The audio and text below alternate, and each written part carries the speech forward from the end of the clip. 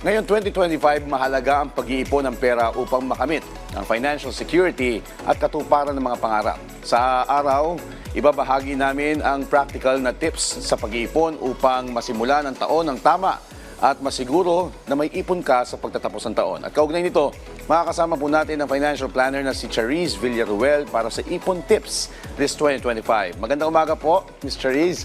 Welcome po sa Rise and Shine Pilipinas. Hi Sir Joshua, good morning. And kay Sir Fifi, kay Ms. Dayan, good morning po sa inyong lahat. Yes, ma'am. Good morning po. Since marami pa rin po ang nahihirapan sa pag-iipon, ano po ba yung mga basic steps na pwede natin gawin para makapagsimula ng savings ngayon 2025? Magandang tanong yan, no, Sir Joshua, lalo na kauumpisa ng taon. Para sa atin na sumusweldo sa trabaho o kumikita sa negosyo, yung unang step talaga para makapagsimulang mag-ipon ay yung paggawa ng budget. Magandang nililista natin yung gastos natin para nakikita natin kung saan napupunta yung perang pinagpapagura natin at nakokontrol natin siya. Yung unang step talaga ay awareness, no? Kailangan makita natin yung bigger picture kasi yung numero hindi yan nagsisinungaling.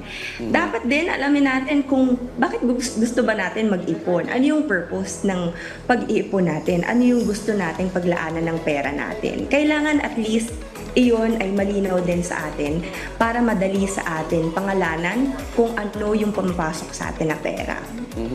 And Ms. Charis, paano naman po natin malalaman kung magkano ang dapat na i-save bawat buwan? Kasi minsan, hindi maiwasan may mga emergency na may mga naitabi ka nga, pero kaso nagkakaroon ng mga hindi inaasahang pangyayari, nagkakaroon ng emergency, nagagastos yung pera. So, paano yun? Paano gagawin doon?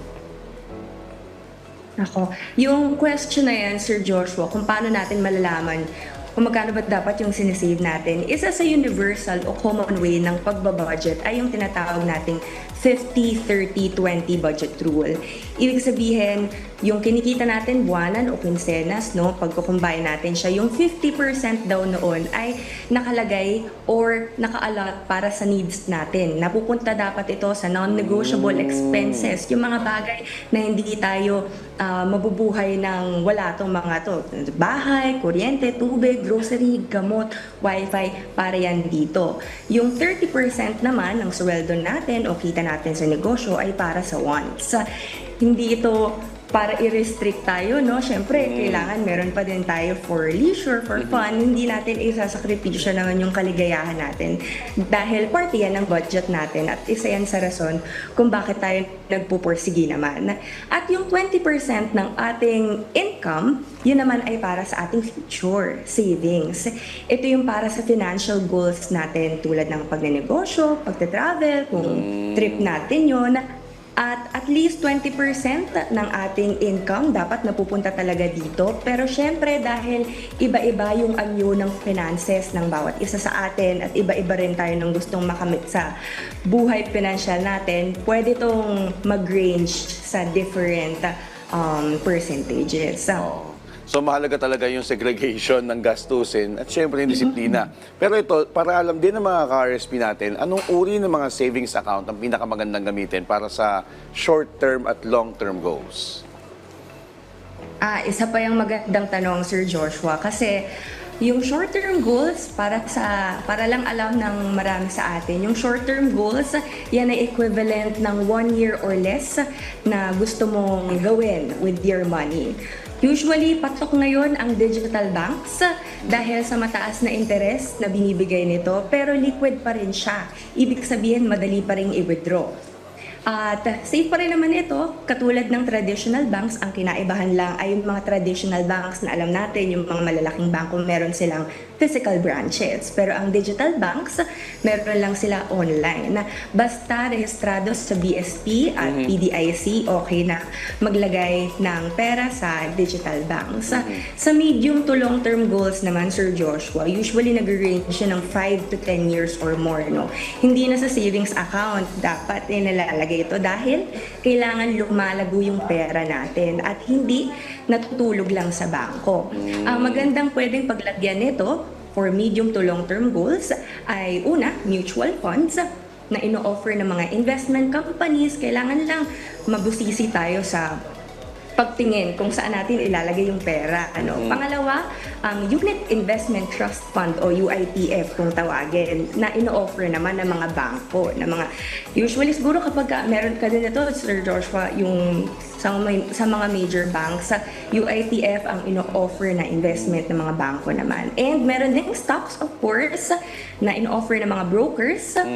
Kailangan lang natin ulit busisiin kung ano yung mga brokers na komportable tayong gamitin. At ito, isa pa na talagang dapat kung nagsisimula pa lang sa pag-i-invest, maaaring ito yung i-consider nila, yung Modified Pag-ibig 2 o Pag-ibig MP2 kung tawagin, ng Pag-ibig. Yes. Nabanggit mo yung digital banking tapos yung modified Pag-ibig 2. Meron ka bang tools or apps na pwedeng i-recommend na makakatulong sa budgeting at tracking ng expenses para mabantayan lalo yung mga gastusin? Sir Joshua, personally, ako app ang ginagamit ko. At yung app na ito ay tinatawag na Build My Wealth. Nasa Play Store siya at App Store. Walang bayad to, libre siya at Pinoy din yung mga developers na gumawa ng app na to. Pero paminsan-minsan at para sa nakararami, lalo na sa mga kabataan, Google Sheets talaga. Maraming pwedeng gawing budget trackers sa Google Sheets kung saan komportable. Iyon ang magiging best friend ng kahit sino. Depende sa nakasanayan. Pero yung iba, yung mga lolo-lola, yung mga tito-tita, kahit notebook nga lang, laban na sa kanila yun eh. Basta disiplina rin talaga. Yun nga, Pero ito, para sa iyong perspective, Ms. Charisse, ano po yung mga common mistakes o yung pagkakamali na dapat iwasan ng ating mga kababayan, ng ating mga ka-RSP sa pag-iipon? At paano to may iwasan? Sir Joshua, meron tayong tatlong ibibigay dito, tatlong isi-share sa common mistakes. Una is yung magpapadala tayo sa mga bagay na uso lang, sa mga bagay na bago, pero panandali ang happiness lang yung maibibigay sa atin at madali ring pagsasawaan. Konti lang yung added value. Pangalawa, inuunang pag-ipunan yung mga bagay na pwede namang ipagpaliban muna.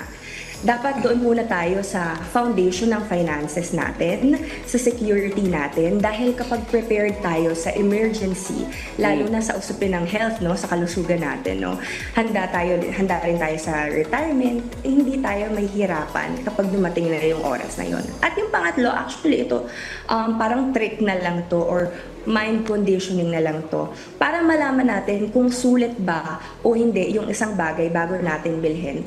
Alamin natin kung ilang oras na trabaho yung kailangan nating gugulin para mapili natin. So sa mga viewers natin, pwede pong i-check yung calculator, magko-compute tayo saglit.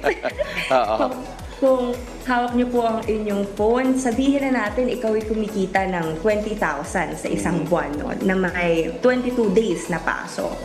So, kung i-divide natin yun, nasa 900 pesos yung kinikita mo sa isang araw. Tapos, sa isang araw, merong 8 hours na shift. So, pumapatak na nasa 114 pesos yung binabayad sa'yo kada oras. Yan ang value na binibigay mo yung binibigay ng kumpanya, ng business mo sa'yo kung meron mga negosyo. Kung gusto mo, Sir Joshua, ng latest iPhone or phone na worth 80,000 pesos pero maayos pa naman yung phone mo, sulit ba siya sa oras na pagtatrabaho? So, magandang mind conditioning. Doon mo talaga makikita kung sulit ba. Pero eto, may ilan tayo mga ka-RSP na hindi maiwasan, katulad nga na nabanggit kanina, may mga emergency at nakakapangutang. So, meron ka bang tips para ma-manage yung mga utang habang nagsisave pa rin ang pera? Okay, Sir Joshua. Actually, ang utang dapat inilalagay din siya sa buwan ng budget. Dahil una, hindi natin yan pera. Pangalawa, kung may interest ay nakakadagdag yan sa isipin din natin. So in principle talaga, dapat bayaran muna natin yung utang sa credit card, sa lending apps, sa ibang tao dahil mabigat din yan sa pakiramdam lalo na kung patuloy nga yung interest niyan, Sir Joshua. And ano naman masasabi mo, Ms. Charisse, sa mindset o tungkol sa mindset or psychological aspect ng pag-iipon at paano natin ma-maintain yung motivation na mag-ipon? Okay, magandang question din yan, Sir Joshua. Meron tayong tinatawag na marshmallow test. At magandang i-apply yun sa konsepto ng pag-iimpok ng pera o pag-iipon dahil practice yun ng delayed gratification na kapag mas mahaba yung oras na kaya mong mag-ipon at hinihintay mo munang makumpleto yung ipon na yon nang hindi mo ginagastos, mas malaki yung reward. Siyempre, mas malaki yung ipon, mas malaki yung pera mo na magagastos mo sa mas kapakipakinabang na bagay. So, ika nga, patience is one of the keys to success. No? So, yung marshmallow test, isa yun sa practice na pwede natin gawin when it comes to saving money. Alright, ang dami ko natutunan. Maraming salamat sa iyong oras, Ms. Charisse Villaruel, ang ating financial planner. Thank you, Sir Joshua.